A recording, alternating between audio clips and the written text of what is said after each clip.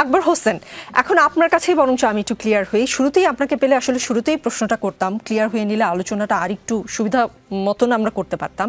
তথ্য উপদেষ্টা মাহফুজ আলম আজকে সকালেই বলেছেন যে নভেম্বরে ক্যাবিনেট ক্লোজ হয়ে যাবে, যা করা আগামী মাসের মধ্যেই করতে চাই, কিন্তু আমাদের সময়সীমা আগে ছিল 3 মাস, এখন আছে 1 মাস। তার এই কথাগুলো আসলে কি ইঙ্গিত দেয়? আমরা দুটো মানে খুঁজে পাওয়ার চেষ্টা করেছি, যে নভেম্বরের শেষে তিনি পদত্যাগ করছেন অথবা তফসিলের পর সরকার তত্ত্বাবধায়ক সরকারের মতো কেবল নির্বাচনী দায়িত্ব পালন করবে। জনগণ আসলে কোনটা বুঝে নেবে? আসলে এটার একদম স্পেসিফিক উত্তর আমার কাছে নেই। আপনি যদিও জিজ্ঞেস করেছেন যে হয়তো আমার কাছ থেকে ক্লিয়ার করে নেবেন। আপনি সরকারের অংশ। আমি তথ্য মন্ত্রণালয় বা তথ্য উপদেষ্টার মুখপাত্র নই। আমি লন্ডনে আছি এবং আপনারা যেরকম খবরগুলো দেখেছেন আমিও দেখেছি বা দেখছি, এবং আমি যতদূর বুঝতে পারছি ওনার কথাগুলোকে বিশ্লেষণ করলে বা যে ধারণাগুলো হয়তো আমরা পাচ্ছি সেটা হচ্ছে যে নভেম্বর মাসে উনি বলেছেন যে ক্যাবিনেট ক্লোজ হয়ে যাবে। তাহলে এটার অর্থ কি? এটার অর্থ হচ্ছে উনি যেটা বলেছেন যে গণমাধ্যমের কিছু সংস্কারের বিষয়ে কিছু প্রস্তাবনা তারা তৈরি করেছেন যেগুলো ক্যাবিনেট অ্যাপ্রুভ করতে হবে। তার মানে যদি ফেব্রুয়ারিতে ইলেকশন হয় তার 3 মাস আগে থেকে যাবতীয় কার্যক্রম ইলেকশন কমিশনের হাতে ব্যস্ত থাকার কথা। সেক্ষেত্রে ক্যাবিনেট আর নতুন করে তখন কোনো সিদ্ধান্ত নেবে না। তিনি হয়তো এটাই বোঝাতে চেয়েছেন বলে আমার ধারণা। আমি আবারও বলছি এটা আমার ধারণা।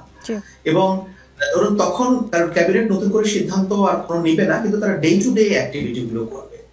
আর ইলেকশন কমিশনের হাতে যখন মানে যাবে তফসিল ঘোষণার আগে 3 মাস আগে থেকে যদি যায়, তাহলে ইলেকশন কমিশন সেভাবে পারফর্ম করবে। বা গভর্নমেন্ট যদি কোনো সিদ্ধান্ত নিতে চায় তাহলে হয়তো ইলেকশন কমিশনের সঙ্গে ডিসকাস করে সেটার প্রস এন্ড কনস বিবেচনা করে তারা আকবর হোসেন, আপনি যে একটু থামাই মাঝখানে, আপনি যে ফর্মটার কথা বলছেন সেটা তত্ত্বাবধায়ক সরকারের ক্ষেত্রে হয়, কিন্তু এটা তো অন্তর্বর্তীকালীন সরকার। তত্ত্বাবধায়ক সরকার এবং অন্তর্বর্তীকালীন সরকারের একটা পার্থক্য আছে। আপনি যে বলছেন যে নির্বাচনকালীন সরকারের যে ফরম্যাটটির কথা বলছেন, আমি যেটা বলতে চেয়েছি যে তত্ত্বাবধায়ক সরকারের ক্ষেত্রে হয়, তাহলে কি হচ্ছে যে বিএনপির কথা অনুযায়ী সরকার কি আসলে তত্ত্বাবধায়ক সরকারের মতো আচরণ করবে তখন এইরকম কিছু? দেখুন, আমি ব্যক্তিগতভাবে যেটা বুঝি বা দেখি যে আমরা তো যদি এই তত্ত্বাবধায়ক সরকারের কনসেপ্টের কথা যদি আমরা বলি, 91 থেকে তো আমরা ইলেকশনগুলো দেখছি। এবার একটা এক্সট্রাঅর্ডিনারি সিচুয়েশন তৈরি হয়েছে, যেটা একটা অন্তর্বর্তী সরকার, এটা নাম দেওয়া হয়েছে অন্তর্বর্তী সরকার। এখন সত্যি কথা বলতে কি, অন্তর্বর্তী সরকার আর তত্ত্বাবধায়ক সরকার এই দুটোর মধ্যে কি ডিফারেন্স আছে এটা অনেক সময় আমি বুঝে উঠতে পারি না। হয়তো আছে কিছু একটা, যেমন অন্তর্বর্তী সরকারের ম্যান্ডেটটা তৈরি হয়েছে এটা গণ অভ্যুত্থানের পরিপ্রেক্ষিতে। এখন মূল বিষয়টা হচ্ছে যে আপনি এই সরকারের কাছে একটা ক্রেডিবিলিটি এক্সপেক্ট করেন যে এই সরকার নিরপেক্ষ থেকে একটা ক্রেডিবল ইলেকশন তারা আয়োজন করবে, এবং সেই ক্ষেত্রে সরকারের নিরপেক্ষতাটা অত্যন্ত জরুরি। তো সেই সংক্রান্ত যদি কোনো ইস্যুস থেকে থাকে, রাজনৈতিক দলগুলো সেটা চিফ অ্যাডভাইজারের কাছে বলছেন বা তারা বলবেন, এবং চিফ অ্যাডভাইজার যদি মনে করেন যে হ্যাঁ বিষয়গুলোকে যৌক্তিক এবং এগুলোকে অ্যাড্রেস করা দরকার, তিনি করতে পারবেন।